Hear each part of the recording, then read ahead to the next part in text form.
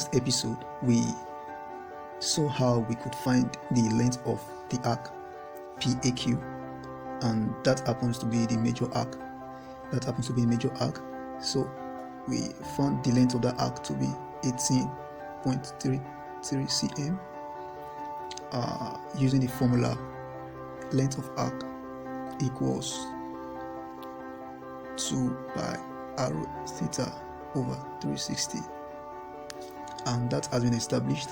But in this episode, I'm going to show you how you can also get the length of the arc using a separate different formula which was established as the cycle law, which I referred to as the cycle law personally in one of our last episodes, which I did explaining the concept of the cycle and the sector code and all of that, and I also proved out a particular formula that shows the relationship between the area of a sector and the length of the arc of that sector, how they actually relate to each other when we have various or several sectors cut out in the same cycle. Now, as you can see here in this particular cycle, that we are having two sectors. We're having two sectors in this particular cycle, and this is the first sector, sector number 1, and we have the second sector, sector number 2. And you can see that the angle of sector 1 is 60 degrees, and the angle of sector 2 is given to be this, which we found out to be 300. And the reason is because the full angle of a cycle, angle at a point, is 360, and when we take off this 60 degrees from that 360, we'll be left with what we have here, and that will be what 300. So that's how we know that the angle of that sector 2 is 300, and 300 is bigger than 60. That means sector 2 is the major sector. Now, from the formula which we established, I'll just repeat the formula over here so we can make reference to the formula. The formula says that the area of sector 1 over the length of the arc of sector 1 will give us a value that we are also going to get if we take the area of sector 2 divided by the length of the arc of sector 2. Hope that explanation is correct. Yes, that means, hope that explanation is understood rather. That means if area of sector 1 over length of arc of sector 1 gives us say 5, it means the area of sector 2 over the length of sector 2 over the length of the arc of sector 2 will also give us 5. That's what we mean by this formula. And adopting this formula, we can then trace out or look for which of these variables or which of these term we are looking for right now. Actually, since we are asked to find the length of the arc of PAQ, the length of the arc of PAQ, this is PAQ. So that's the arc PAQ, and that happens to be the major arc, and that's the arc of sector 2. So that simply means in this our formula, we are looking for the length of the arc of sector 2. So we are simply going to make that the subject of the formula, and making that the subject of the formula, first of all, we will cross multiply, and that's how we resolve the fraction here. Cross multiplying, we'll have LA2 multiplied by AS1 and LA1 multiplied by AS2, and they will made to be equal to each other. So taking the first one, we will have AX1, that is area of sector 1, times length of arc of sector 2 will be equal to area of sector 2 times the length of arc of sector 1. Now, to make LA2, which we are looking for, stand alone, we are going to divide both sides by the area of sector 1, which is AX1. So dividing both sides by AS1, we'll be having this side divided by AS1 and this side divided by AS1. Hope you understand it. And then this AS1 takes off this AS1, and over here we have nothing to divide, so we are left with LA2 on the left hand side equals to AS2 times LA1 divided by AS1, and this becomes the formula which we shall be adopting. Alright, now this method is quite long, but I just want you to understand how we can use this particular formula. And why am I doing so? This because should in case you encounter a question such that in the question you are not giving the angles, but rather you are giving the area. In this case, it's quite okay because we are giving the angle. Now there are some there could be a question such that you may not be giving the angle necessarily, but you are giving the area of the sector. For example, if you are told that the area of sector 1 is 18 centimeters square, but you are not giving the angle, right? You're not giving this angle, and then you are told that the area of sector 2 is 20 centimeters square, and you're not also giving the angle, and then you are giving the length of the arc. You are giving the length of the arc of sector 1, which is this. You are giving the length of the arc of sector 1, and you are expected to find the length of the arc of sector 2. How do you go about it since you don't have angles? If you had angle, you would have been able to use this formula to find the length of the arc, or use the formula for area of a sector to find the area, because that one also involves angle. So now, if you are not giving an angle, you should be able to maneuver your way through. And this will make you smarter, so that if you're in an exam hall and you are thinking which of the method, because when you get to an exam hall and you see a question, it's good for you. You will be more relaxed when you have several ways in which you can solve a question. You will feel more relaxed when you are prepared for a topic and you have several ways that you can work on questions of that topic, and you get your answer. So even if WAEC is trying to, WAEC or JAMB is trying to test your capacity of understanding that topic, and they give you a question that looks complex, and then you would have been stranded trying to find the best way out. Since you have several tips, you have several methods at your fingertips. What you just simply do is that you can think and quickly engage any one of them that comes. So this could be the method that just come, and it's just like, okay, use this formula from the cycle law, which you learned from Data Learning Institute.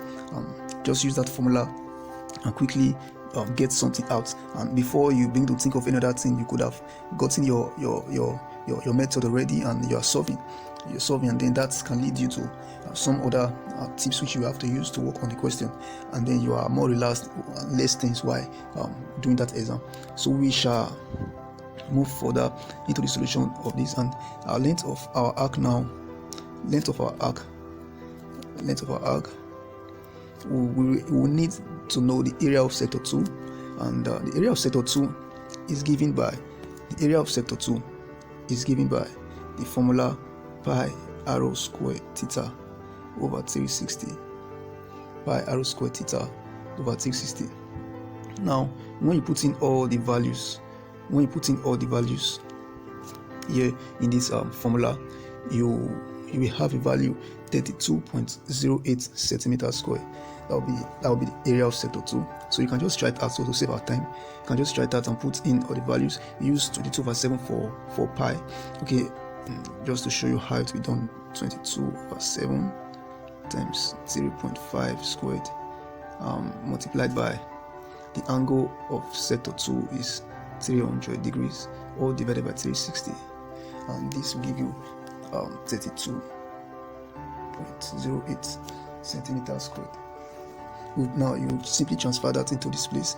32.08 multiplied by the length of arc of sector 1. The length of arc will be gotten by the direct formula also. Never mind that this is a long process. I just wanted to know how to play with this formula, so you may not necessarily have to use it like this in your exam, but just in case you are given a question that does not look like what you have always been doing, you should have more than one ways to go around the question. The length of the arc is given by 2 pi r theta over 360. So when we put in all the values for that, we will get the length of the arc. The angle in question is 60 degrees, because we are talking about the length of the small arc, that is the length of the arc of sector 1, which has an angle of 60 degrees. And when you put in all the values there, you will have 3.67 cm. So make sure you pause the video and do these things with your calculator, or just solve it and get the value to see if you get something that will correspond to my own answers. And then the area of sector 1 will also be found out using the same formula, pi r squared theta over 360, and you will have a value of 18.4 centimeters. You have a value, okay, not 18.4, sorry, 6.41 centimeters squared. Now, like I said, you can use the function in your calculator that has this fraction button. You can use this function in your calculator such that you can impute all the numerators at once and then you impute the denominator thereafter. Or you can calculate for the numerator alone and then you divide by 6.41, and that will give us 117.73 divided by 6.41.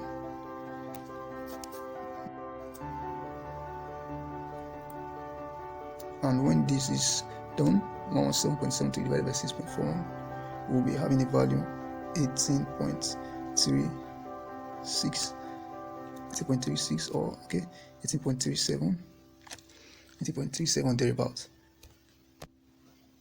And we can simply approximate this to 18.4 centimeters.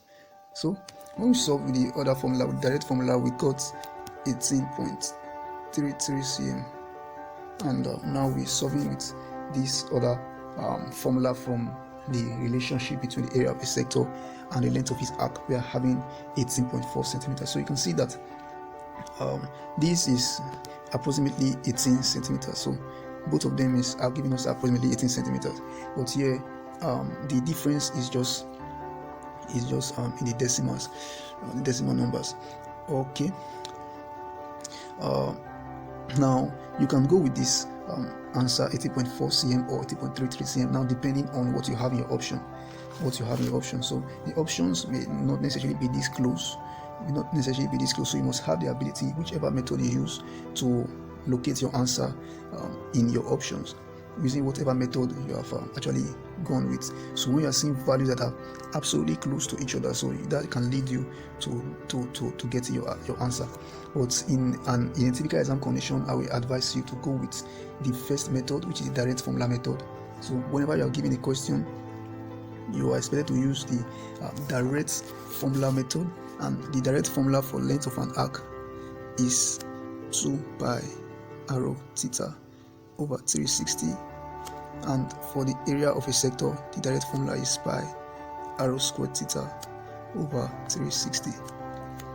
Pi here will always be 22/7, and r is the radius of the cycle. Theta is the angle present in that particular sector that houses the arc. An arc is formed when we form a sector. When we don't form a sector, we cannot really get an arc for that sector. So if this is sector we're talking about, sector A, the arc of sector A is going to be this. That will be the arc of sector A. Yes, you can't say the arc of sector A is this one. No, not that one. That's not the arc of sector A. The arc of sector A is the one that is bounded by the angle of sector A. That is the arc of sector A. So we can't find the arc outside the angle. This is an outside angle, and for that angle, this is the arc that angle creates. So that's how you identify the arc that belongs to a particular sector. Hope that's clear. And when you are given an angle, for example, angle 8 degrees, if you are looking for the length of the arc that is bounded by angle 8 degrees, then you will have to make use of angle A as your theta. Or if you are looking for the arc that is created by angle B degrees, the arc created by angle B degrees, what you simply do is to use B as your theta. Hope that's clear. It's very, very important that you know how to identify the arc, because this could be one area students could be having problems like, how do I know the angle to use? How do I know the theta to use when solving for the length of an arc? That's what I've just explained, and let me reiterate that so you can get it clearer. And now look at this. I'll do something. Now I want to draw an angle. Whenever you are drawing an angle for a sector, you always see it like this. This is the angle for this one, and then this is the angle for this one, for that sector. Because for this circle which I've drawn now, I've divided it into two sectors. This is sector 1 and this is sector 2. Hope that's clear. Now I've divided into two sectors, so we have two arcs. What is the first arc? The arc of sector 1 is that one that looks like the angle. The angle of sector 1 looks like this, right? Look at the way it's drawn. That is what it looks like. Is the arc that also forms that kind of shape too. That's the arc of sector 1. Look at this. We have another arc. Look at the other arc here that comes like this. You can see it. That is this very one. The one that comes the other way. You can see it. It's formed like this. That cannot be the arc of sector 1 because the angle of sector 1 is like this. So the arc of sector 1 cannot come like this. The arc must also come like this. Hope it's clear. Now what about the angle of sector 2? Now look at the angle of sector 2 is the angle of sector 2. The angle of sector 2 is formed like this. Hope you can see it. That is the angle of sector 2. This one. You can see the way it's formed. So the arc of sector 2 must also come like this. You can see it now. And that is why we say this is the arc of what? Sector 2. You see it.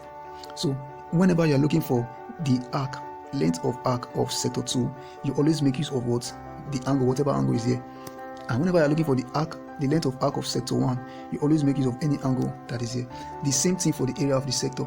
If you can find the arc of the sector, then if you can find the angle which belongs to the particular arc for a sector, is the same angle that you also use to find the area of that same sector. So if you are asked to find the area of this sector 1, you are going to make use of the same angle you use when you're looking for the length of the arc of sector 1. And if you're asked to find the area of sector 2, then you also have to make use of the angle which you use when solving for the length of the arc of sector 2. Hope this explanation has been clear so far.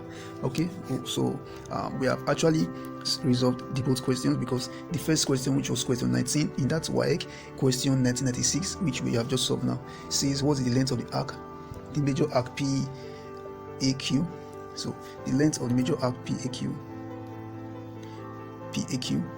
have been gotten to be 80.33 cm or 80.4 cm approximately. That is using the second method, but the answer which tallies with the one in the past question is 80.33 cm. That's why I've advised you to make use of the direct formula when solving, except you are stranded, maybe you can't recall the formula or something, then you can find out another way to go ahead with the solution, which is the second method. And then the second question says what is the area of the minor sector POQ. The area of sector POQ, first of all, what is sector POQ? Sector POQ is this particular sector POQ. So that's sector POQ. So you are asked to find the area, and that happens to be our sector 1. So the area of sector 1, we found it out when we were using the second formula. We found out this area of sector 1. So remember we have that in our formula, so we needed to find it out for us to get what we're actually looking for. So since we have actually found that out already, area of sector 1, you can see it is still circled here in pink, and we got that to be 6.41 centimeters square. So to answer the second question, question 20, we say that the area of sector POQ is actually 6.41 centimeters squared. So that gives us the final answer to this particular question. Yes, it's a long solution, but I believe you have learned a lot with this solution. You have learned a lot. I've gotten some things from this. Please, whatever you have gotten, write it down and do it, always revise them, so that you can be equipped for your various exams with a lot of methods, a lot of ideas and principles at your fingertips to resolve any question, to make you to be more confident and tackle questions with maturity. All right, so that's all for this episode. Remember that Jesus loves you and he seeks to be an active part of your life. So if you have not given your life to Jesus, you are the right person to do that now. You can just take some moments and consider it. Maybe you have heard the gospel lately, but you have not done anything about it. I want to encourage you to do so, because you don't know when it's coming back again, so you don't get left behind in the world to face the great tribulation after the rapture. So it's wise for you to surrender your life to Jesus now and make it right with him to avoid problems. Okay, until our next episode, stay blessed.